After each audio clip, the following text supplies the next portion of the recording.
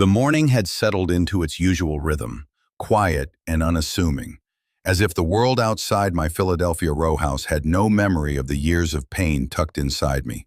I sat at my home office desk, laptop open, the screen glowing with spreadsheets of investment portfolios. Modest gains, steady returns, nothing extraordinary. Outside, the August sun was already rising, burning through the humidity, making the small backyard feel like a furnace. I had finished my coffee, answered a handful of emails, and debated whether to water the tomato plants I'd nurtured since spring.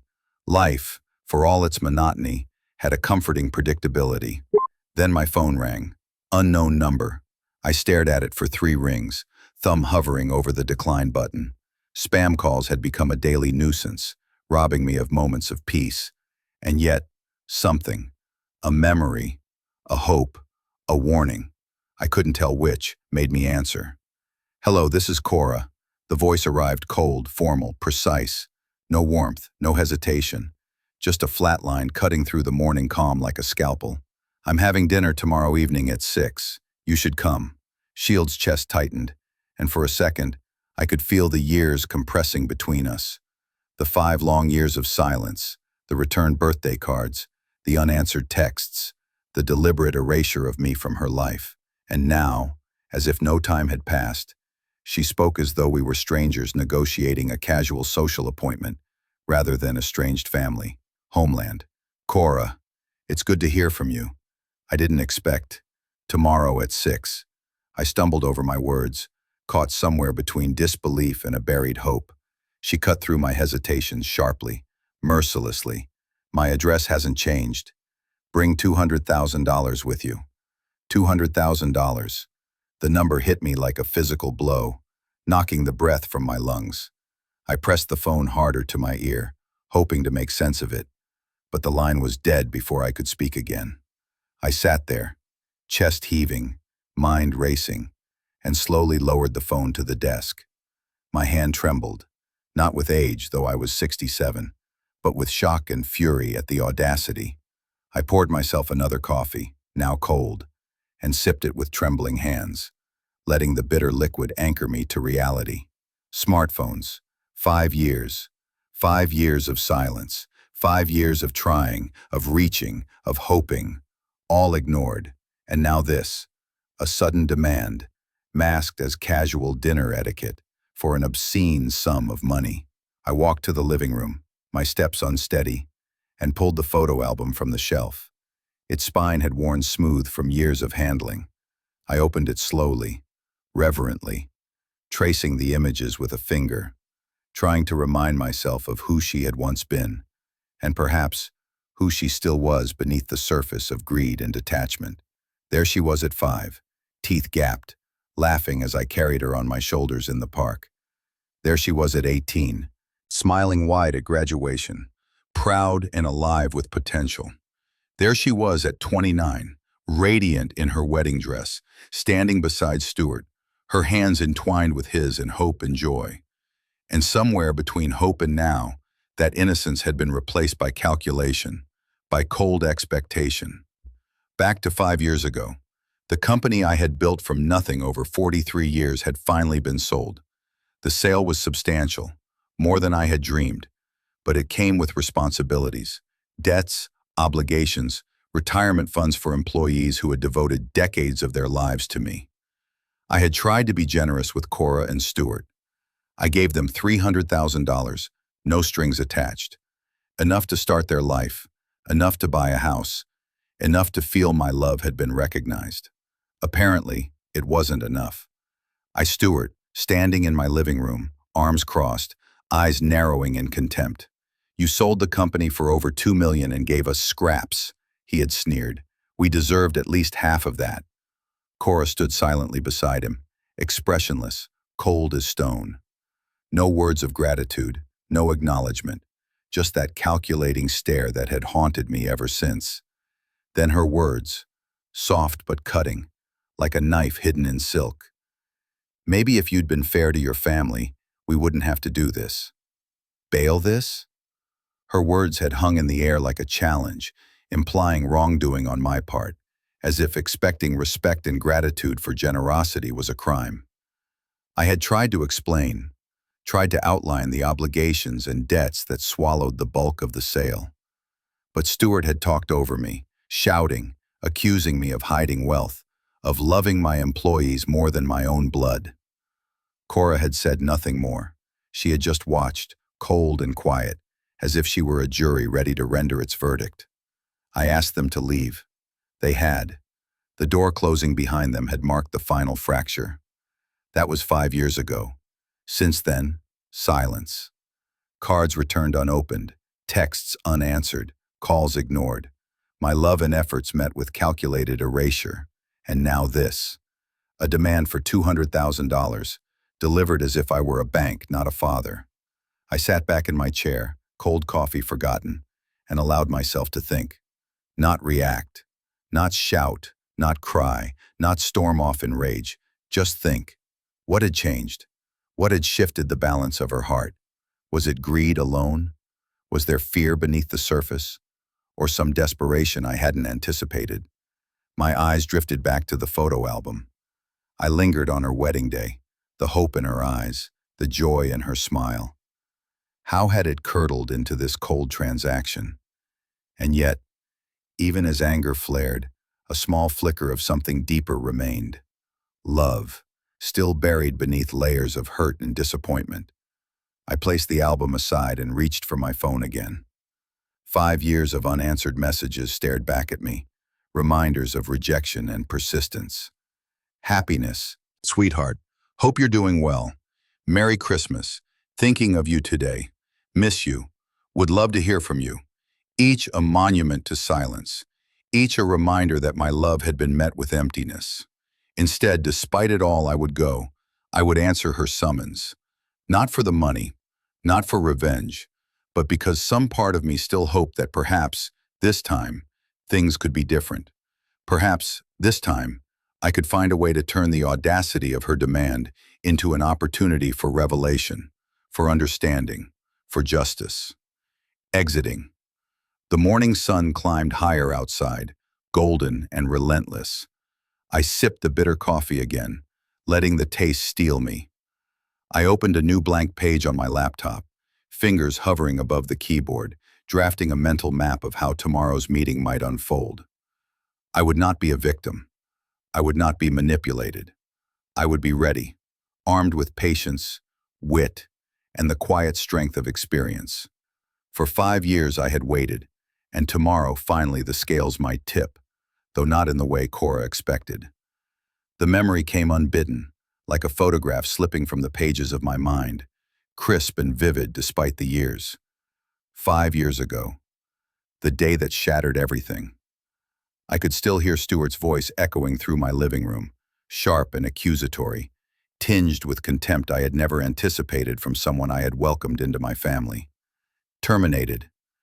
You sold the company for over $2 million and gave us scraps, he said again, though the words were burned into my memory as if replaying in slow motion. We deserved half of that at least, and Cora, standing beside him, expressionless, cold and calculating, gave no defense, no acknowledgement of my generosity. Her silence had been louder than any words. Then came the line that cut deepest. Miss Khan, you'd been fair to your family, we wouldn't have to do this. Buffering. I had tried to explain. I had tried to reason, to make them see the truth behind the numbers. The company had been my life's work, built from nothing over 43 years of sweat, sacrifice, and late nights. Selling it had not meant freedom. It had meant responsibility. Retirement funds for loyal employees, debt repayment, and obligations that swallowed the majority of the sale price. $2 million wasn't $2 million in my pocket. I had given generously, as any parent would, as a parent should. Windshield. But Stuart had talked over me, his voice rising, accusations flying. You're hiding money. You love your employees more than your own blood. How could you be so selfish? Fleeing. Cora had said nothing, just watched. Her eyes, so familiar and once full of life, were now cold instruments, measuring me, judging me. ready to exact some unspoken revenge. And then they left. The door closed behind them, a finality I had not thought possible. Silence descended like a suffocating blanket. 5 years of silence. Attempts at reconciliation met with indifference. Birthday cards returned unopened. Holiday messages ignored. Texts left unread. My heart had fractured, and every day I felt the tiny splinters of that rupture, poking, aching, refusing to heal. Powell through the memories now as if pacing a familiar room. I remembered the day I sold the company. 43 years of labor, my life poured into every brick, every beam, every blueprint. The office had smelled of sawdust and ambition, of meetings held over takeout lunches and late nights spent balancing books and dreams. I had built something solid, respected, enduring, and I had thought I was giving generously to my family, the people I loved most. Crimson. Blaming had been met with suspicion. Gratitude had been replaced by resentment. Love had been measured against dollars and cents. And in that cold calculation, I had been found wanting. I recalled the first time Cora and Stuart had crossed that line, the moment when hope had died. I had invited them over, naive as ever, to discuss the future. The conversation had started politely, a dance of civility. But quickly Stuart's tone had hardened, accusations replacing questions, contempt replacing concern. Cora had simply stood back, eyes unblinking, lips pressed tight. I could see the gears turning behind her calm exterior, plotting, calculating, measuring my worth not by affection or effort, but by money. I had asked questions, tried to clarify misunderstandings. They had dismissed them with scoffs, with sneers, with that same cold calculation that would haunt me for years.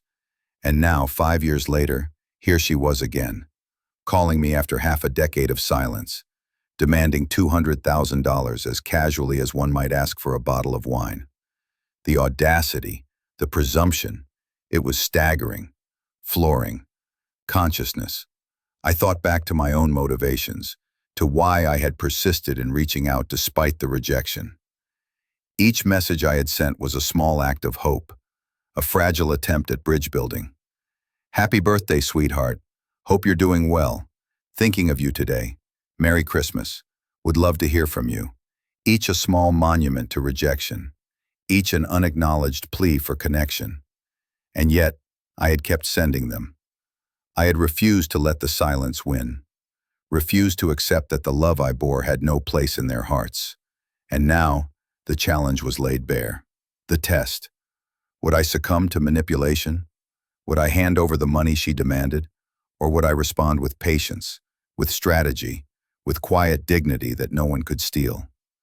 I remembered the nights following their departure, the quiet walks around the block, the endless replaying of conversations that had gone wrong, the what-ifs and the if-onlys. I had pored over every detail, every interaction, wondering if I had missed a sign, some indication that my generosity would be met with gratitude rather than cold calculation. But in my heart, I had known. Cora's love for money, her detachment from emotional ties, had been visible long before the confrontation, a subtle flicker of something I had refused to acknowledge, a shadow in her otherwise bright spirit. The memory of their last visit lingered like smoke in a room I could not leave. I recalled Stuart's smug expression, the way he had leaned back, arms crossed, eyes narrowing with the certainty of entitlement. And Cora, standing there beside him, so calm, so composed, a mask that hid any trace of warmth or affection.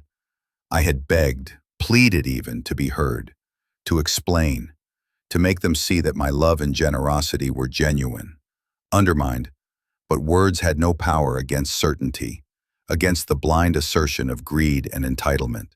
They had left, and the door had slammed, leaving me with the echo of their disdain ringing in my ears. Corrections. Since then, life had continued.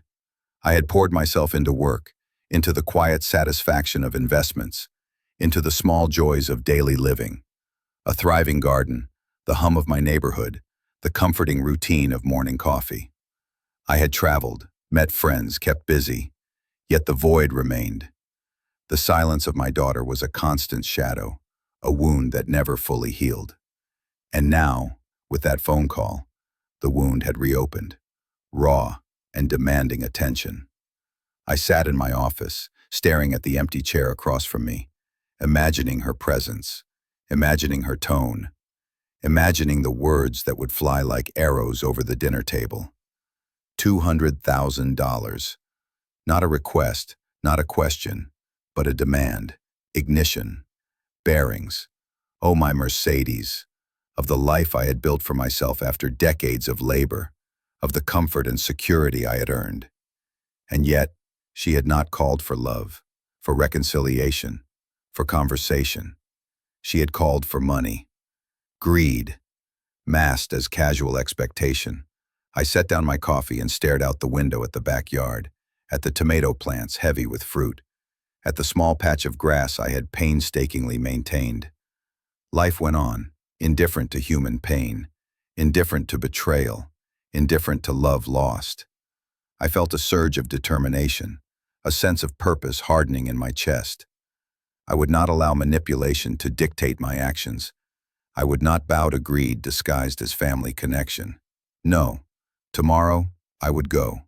Not to placate her, not to surrender to her demands. I would go with a plan, with foresight, with the quiet strength that age and experience had granted me. She would not dictate the terms.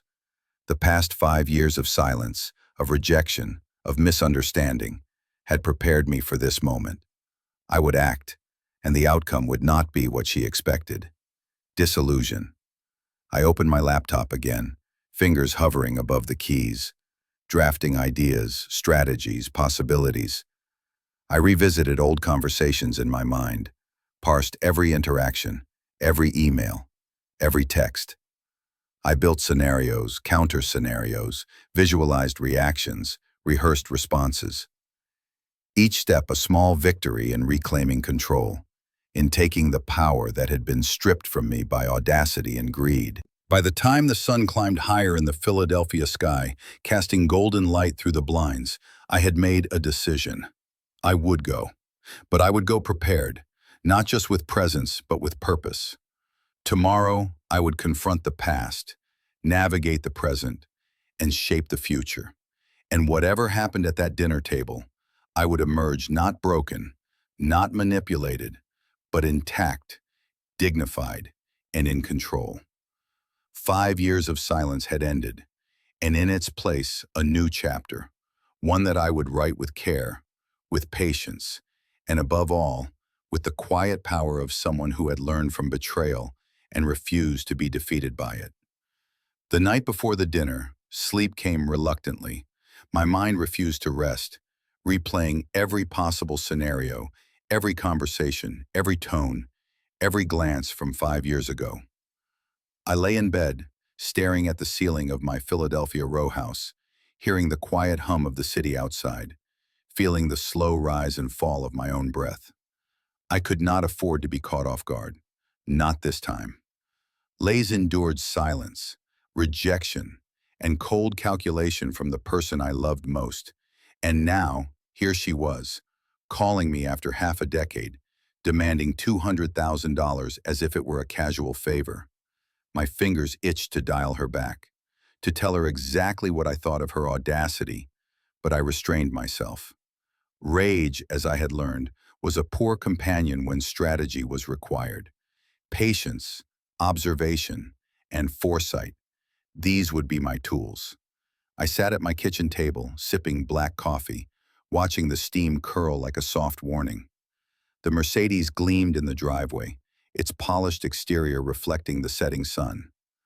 Money, I reminded myself, was not the problem. My wealth had been built over decades, with sweat, sacrifice, and shrewd judgment. The problem was control. The problem was manipulation. The problem was a daughter who measured love against dollars.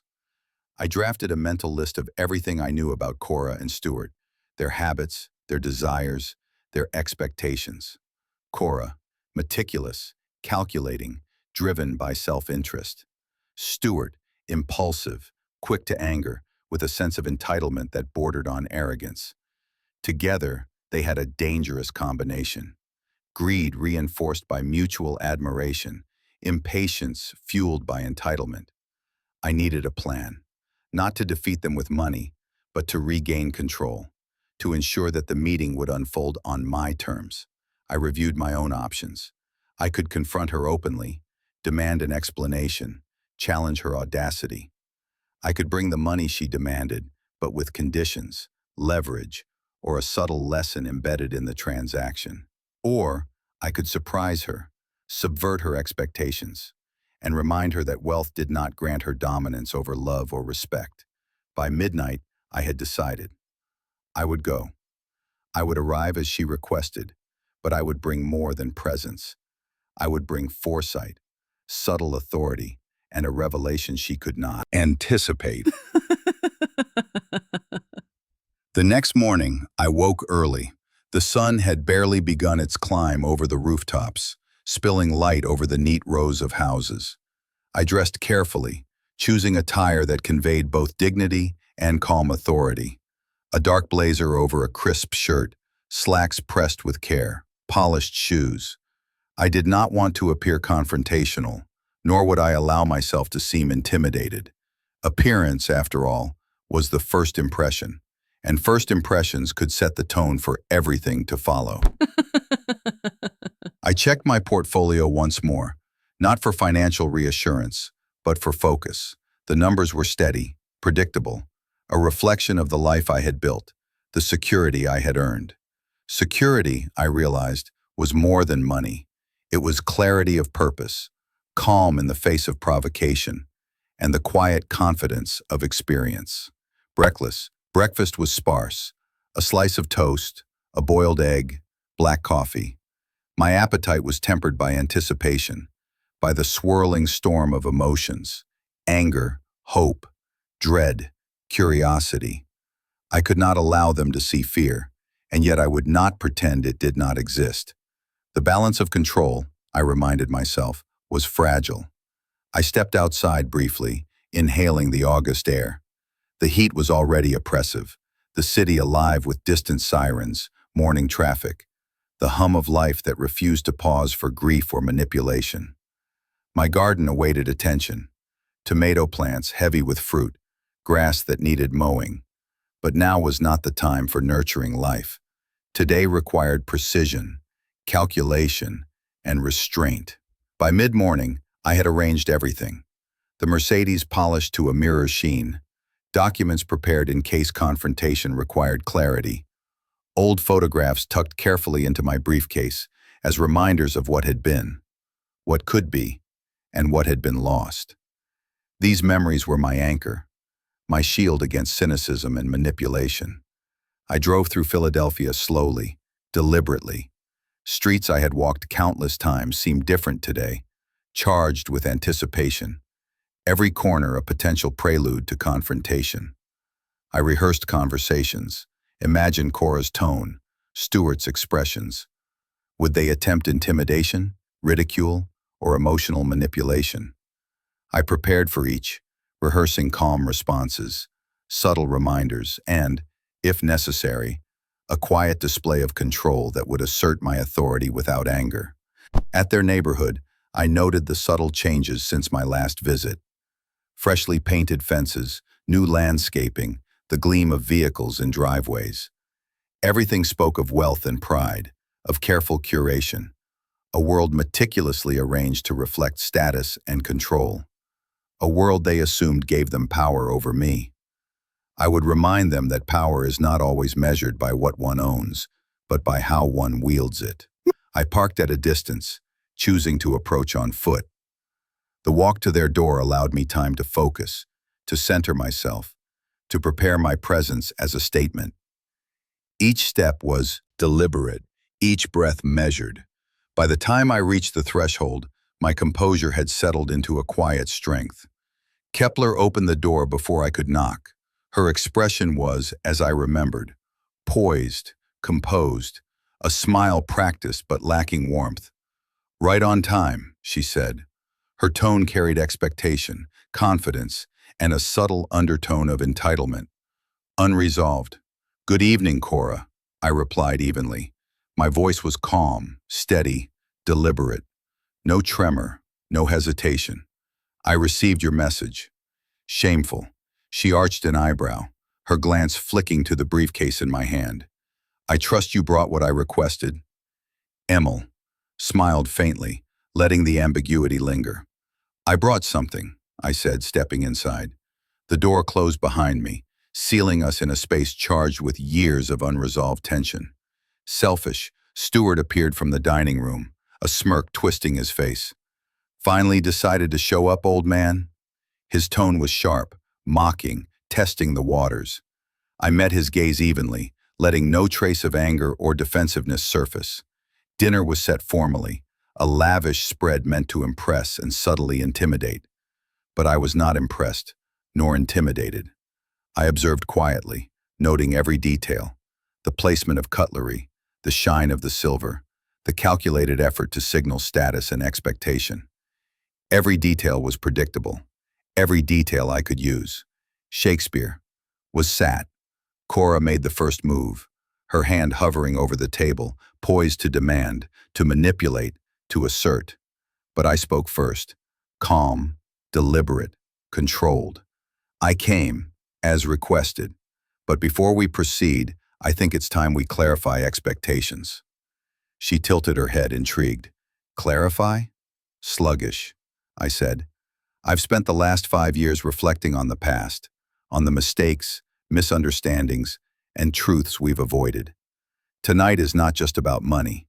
It is about understanding, accountability, and perhaps reconciliation." A flicker of surprise crossed her face. Stewart's smirk faltered, just slightly. The room shifted imperceptibly. Power dynamics, long assumed, began to wobble.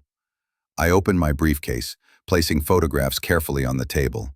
Images of her childhood, milestones, moments of genuine connection. My voice remained calm. "These are reminders of what we've shared and what we've lost. Before we talk about money, we need to remember this: the love, the trust, the family we once had." Crowleyora's eyes narrowed. "You're not seriously suggesting that changes anything," she said. Her tone was defensive, testing, trying to regain control. "Perhaps not," I said, "but it sets the stage. You demanded $200,000, assuming I would comply without question. I am here to show you that family is not a transaction, and that expectations without context are meaningless." The tension in the room grew thick. Stewart shifted uncomfortably. Cora's fingers tapped impatiently on the table, and I remained calm, poised, in control, not yielding, not retaliating, but asserting the quiet authority that comes from experience, wisdom, and endurance. For the first time in 5 years, I felt the scales begin to tip. The audacity that had once intimidated me no longer had power. The demand for money, the casual entitlement, began to look fragile, even desperate. The dinner had only just begun, yet already the first moves of a game had been played, and I was not playing to lose. The lights in the dining room cast a warm glow over the table, reflecting off the crystal glasses and polished silverware, creating an illusion of civility, of celebration. But beneath the surface, the air was charged with tension, anticipation, and years of unresolved grievance. I took a seat, straight-backed, calm, my presence alone filling the room in a way that subtly unsettled both Cora and Stewart. Cora's eyes flicked to my briefcase as I set it carefully on the floor beside my chair. Her gaze sharpened. "I hope you brought it," she said, tone deceptively casual, masking the greed that had fueled the audacity of her call. I smiled faintly, the kind of smile that promised more than words could convey. "I did, but it's not exactly what you think." Stewart, sensing the challenge in my calm, leaned back slightly, smirk frozen, attempting to assert dominance. "Oh? And what's that supposed to mean?" His voice carried mockery, disbelief, and a hint of unease. I met his gaze evenly, letting the silence stretch, allowing tension to build like a tightly wound spring. Dinner began, though neither Cora nor Stuart paid attention to the food. They were focused on me, waiting, expecting compliance, expecting the money, expecting the fear or hesitation they had assumed I would display. I observed them carefully, the impatience in Cora's posture, the subtle flinch in Stuart's jaw. Years of assumption, of entitlement, had made them predictable, and predictability was a tool.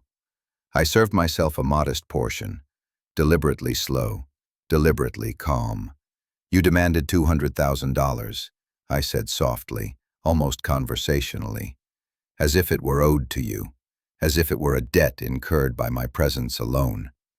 But what you failed to account for is context." Cora's eyebrows shot up. "Context?"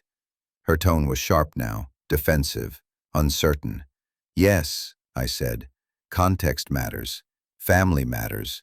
Relationships matter. Money is meaningless without the foundation that supports it." Shuffled my briefcase, opened my briefcase, pulling out a thick envelope, one that crackled subtly as I placed it on the table. "Here is what I bring tonight. Not cash, not a transaction, but clarity." Cora's fingers itched toward the envelope, eager to claim it, to assert dominance, but I held her gaze. "This envelope contains the documentation of the company's sale, the breakdown of the finances, the gifts already given, and the debts and obligations that explain what many have misunderstood." Stuart's smirk faltered slightly. "What are you trying to—" I cut him off. "I am trying to show you the truth, not your version, not your assumptions, but the reality of generosity, of sacrifice, and of respect that was expected but not returned." The room grew quiet, thick with tension. Cora's eyes darted between the envelope, me, and Stuart, searching for a reaction, an opening, a weakness. But I offered none. Calm, deliberate, controlled. I slid the envelope across the table toward her. "This is your starting point. Read it, understand it. Then we can discuss what, if anything, remains unsettled." Cora hesitated, fingers hovering over the envelope. Her composure faltered ever so slightly. "And what if why now, after all these years?" I leaned back, letting the weight of my presence fill the room. "Because time reveals truths, because patience builds perspective, because audacity cannot dictate terms forever." Stuart's lips pressed into a thin line. "So you're refusing?" I shook my head slowly. "I am not refusing to come. I am refusing to be manipulated. I am refusing to allow years of silence and estrangement to be reduced to a number, a transaction, a demand." For a moment, neither spoke. The sound of silverware against plates seemed exaggerated in the silence. Then slowly, I continued. "You have measured me by dollars, by gifts, by expectations. And yet, in doing so, you have forgotten what I have built. Not just the company, not just my wealth, but the relationships, the trust, the love, the lessons passed down to you as a parent, as a father." Cora's eyes flickered. A mixture of anger, frustration, and something else, hesitation, doubt, confusion. She had expected fear, submission, perhaps even indignation. But I had offered none. I had offered clarity and presence. I reached for the photo album I had brought, placing it gently on the table. Open to pages of her childhood, milestones, birthdays, graduations, moments of pure, untainted connection. "Do you remember this, Cora?" I asked softly. "The joy, the laughter, the love?" She glanced at the images, expressionless, but her eyes betrayed a flicker of memory, of recognition. "Yes," she said quietly. "Good," I said, "because tonight is not about punishment. It is about understanding, about seeing what has been ignored, about learning that money does not measure love, and entitlement does not dictate respect." Stuart scoffed lightly, a defensive mechanism, but I ignored him, focusing on Cora. "I could give you the money you demanded," I continued, but that would achieve nothing. You would leave this room richer in cash, but poorer in understanding, poorer in respect, poorer in character. And that is not a lesson I will allow to go untaught. I opened an account of their financial gifts, the investments I had already made in their lives, carefully documented. This is what has been given. These are the contributions, the sacrifices, the generosity that has been overlooked. Illusions. Cora's hands trembled slightly. She had not expected documentation, not clarity, not proof. She had expected submission, fear, manipulation. But the truth, presented calmly, firmly, decisively, was disarming. "Now," I said, placing both hands on the table, palms flat, eyes steady. "Let us discuss what you truly value. Is it money? Or is it connection, recognition, respect?" Obligations. The question hung in the air, heavy, unyielding. For a moment, the only sound was the ticking of a clock, the hum of distant traffic, the subtle shifting of chairs. Then Cora spoke, her voice quieter than I expected. I didn't realize." Negligence. Stewart's jaw tightened. He glanced at her, then back at me, frustration evident. "So this is some kind of lecture?" Negligence. "No," I said. "It is an opportunity to see clearly, to reflect, to choose differently." Reached for my briefcase again, pulling out a small folder labeled Trust and Legacy. "I have built more than money. I have built understanding, foundations, options for the future. Tonight, you have a choice. You can continue in entitlement and greed, or you can begin to rebuild what was lost. The decision is yours." Stature. Looked down, speechless. For the first time in years, the audacity in her eyes faltered. For the first time, the control she had assumed she possessed slipped, if only slightly. I leaned back in my chair, letting the tension settle into contemplation. This was the turning point, the revelation, the surprise. The subtle authority that had taken years to develop was finally manifest. I had arrived not as a victim, not as a subordinate, but as a parent, a man who had endured betrayal and emerged prepared, wise, and in control. Dinner continued, but the atmosphere had shifted. Conversation became tentative, reflective, tinged with hesitation and newfound awareness. The audacity of demand had been met with calm authority. The greed of expectation had been met with clarity and evidence, and the first seeds of understanding had been planted.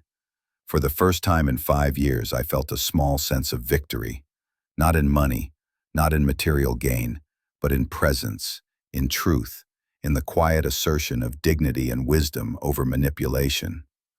Tonight would be remembered not for the sum demanded, but for the lesson delivered. And as the plates were cleared and the evening drew on, I knew the balance had shifted. Cora and Stuart had seen, perhaps for the first time, that love, respect, and understanding were not commodities to be purchased. They were earned, nurtured, and sustained through actions far more valuable than money could measure. And in that quiet, reflective victory, I felt the first true stirrings of closure, of hope, and of the possibility that perhaps, just perhaps, reconciliation could begin, not through cash, but through clarity, truth, and the unwavering strength of a parent's love. The night had long since settled into quietude, the city outside my Philadelphia row house humming softly with distant traffic and the occasional siren. Inside, the echoes of the dinner lingered in my mind. Every word spoken, every pause, every flicker of expression from Cora and Stuart replayed in my memory with a clarity that made sleep impossible. I poured myself a glass of water and walked to the window, looking out at the familiar streets bathed in streetlight glow.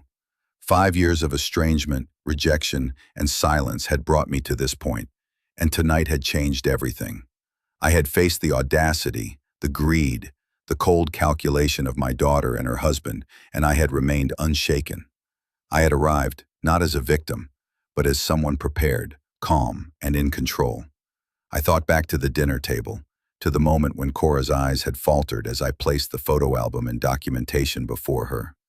That brief flicker of doubt, the hesitation in her voice, the subtle shift in power, these were the moments that mattered.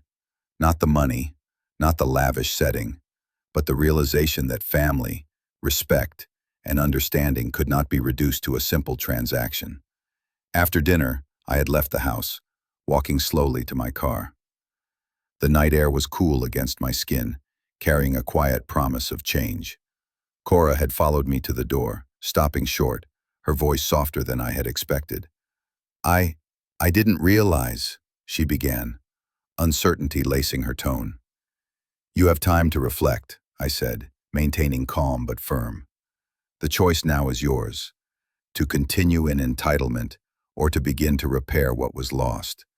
But the opportunity must be seized consciously, not demanded.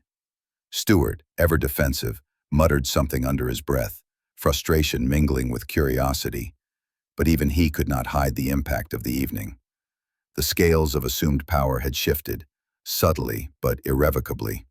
Driving home, I felt a sense of relief, tempered by the knowledge that change was rarely instant. Lessons of this magnitude require time to take root, but for the first time in 5 years, I felt a glimmer of hope. Hope that our family could begin to heal, that bridges could be rebuilt, and that the past, though never forgotten, need not define the future entirely. The following morning, I woke early, the city still hushed, and reflected on the lessons of the previous evening. Cora's demand for $200,000, her cold calculation, and audacity had been a test, a challenge I had faced with patience, strategy, and presence. By refusing to be manipulated, by presenting truth, evidence, and reflection, I had asserted a quiet but undeniable authority. And in doing so, I had created space for change.